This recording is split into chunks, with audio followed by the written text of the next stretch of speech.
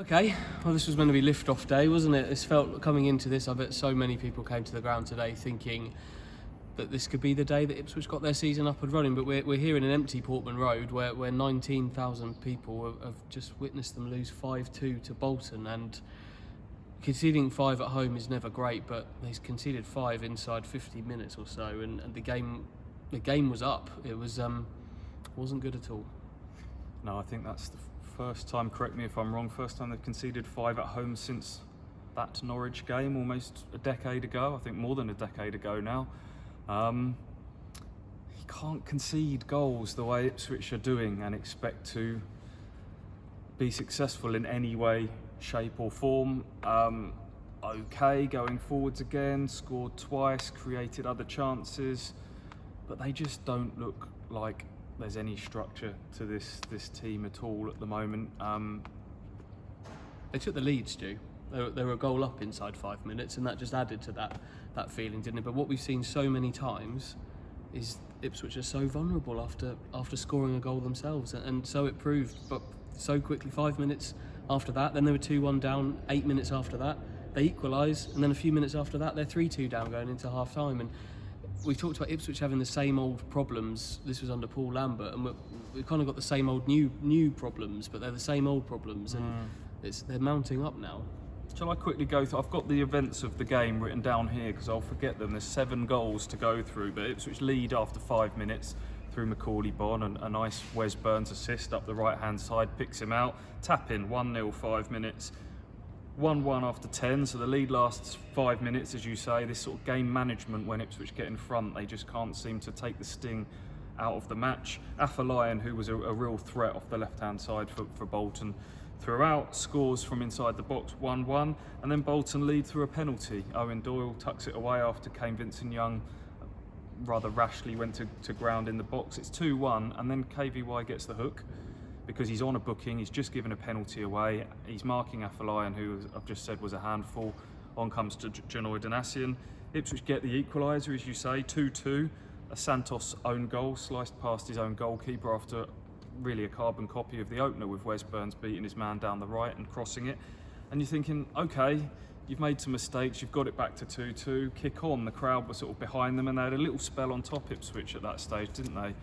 And the really big sort of turning point in this game was stoppage time, wasn't it? Because Macaulay Bonne has a more than a half chance to score side foots wide in the box at one end, and Bolton go straight down the other and score to make it 3-2, don't they? Afolayan, that man again inside the box, a decent finish. It was from the goal kick, I think, from the Burns, from the Bonne chance. 2-3 passes to work it from back to front, and it's 3-2. And that was a hammer blow on half time. And then after half time, I'll let you take on the tale. They folded like the proverbial cheap suit, didn't they? Yeah, and this is what worried me the most about the game, I think, is that actually I think we maybe saw the kind of the true confidence levels of Ipswich after goals 4 and 5 went in from Sheehan and George Johnston, both really down to not being able to clear. Bolton were on Ipswich from the first whistle of that second half. They were peppering them, they were penning them in, and you felt a goal was coming. It did, with Sheehan balls into the box not being cleared, goalkeeper having a couple of wobbles, and after the 4th one went in, and then certainly after the 5th one went in, the heads were gone, weren't they? There was a long way to go. There was still more than half an hour of the game left, but there were 3 goals down and absolutely no way back. And that's what worried me the most. And maybe is kind of the true level of the confidence of this squad that was shown at that point. And that's what worries me.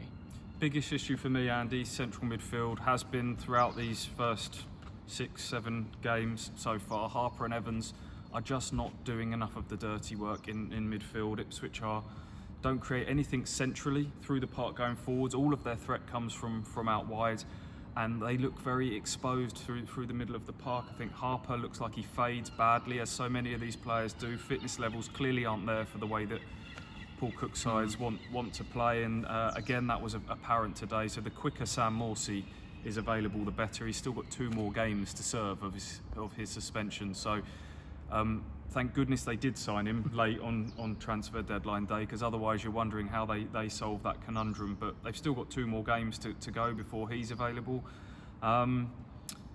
that for me was the biggest issue. A couple of debuts today. Walton, you mentioned in goal. Edmondson at centre half. What did you make of those two? Walton, I don't think you can pin any of the goals on Christian Walton, but he still conceded 5 on his debut, and I think he was playing behind a defence that had the jitters in many ways. Cameron Burgess got schooled a little bit by Owen Doyle, didn't he, for long periods of that. A clever League One, League Two top end striker in between those two divisions who knows how to play, and maybe gave Burgess a bit of a lesson there. And I think that maybe spread to Walton a little bit, with a few moments where he came and had a few kicking moments that weren't great. And Edmondson, I thought, actually was really quite good for the first half. Yes, they conceded 3, but I think as goals 4 and 5 went in and the Ipswich heads drop, I think mistakes crept into his game as well, and that he kind of got dragged down with it, and quite frankly was up there with the rest of them in terms of performance levels. But they'll both have better games, I'm sure, but in terms of debuts, it doesn't get much worse than shipping 5 at home and losing, does it? A brief word on Sonny Aluko, who hadn't made the greatest of starts to life at Ipswich Town. Very ropey in that cup game against Newport, but he made his first league start today by virtue of Scott Fraser picking up a knock in training this week, another injury for Ipswich. But I thought Aluko was the pick of a bad bunch today. I thought he was neat and tidy on that left-hand side.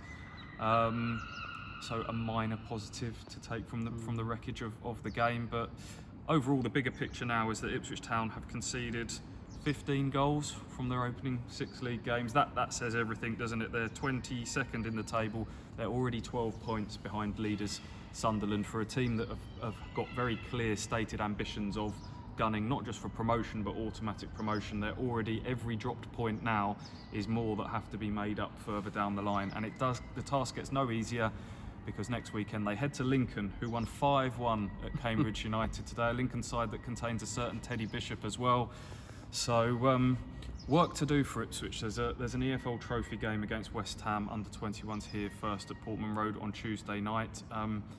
They just need to get a win, just to get some confidence going, don't they? Yeah, I'd be interested to see what team they go with, what changes for Cook between today and Tuesday, whether he thinks actually we maybe do need to go a little bit stronger. If there's one lesson today, it's maybe, if you look at Bolton Wanderers, they had a dread. I'm going to try and end this positively, by the way, so bear with me here. So Bolton Wanderers had a real tough start to their League Two season last season. They found themselves, I think they were like 19th in February or something silly like that, and absolutely stormed it at the end. So let's end on a positive. There probably aren't. It's probably not fair to have tried to find that, but it can be done. Nothing's written now, but they've made the job is getting harder with every passing game. You heard it here first. Town are going up.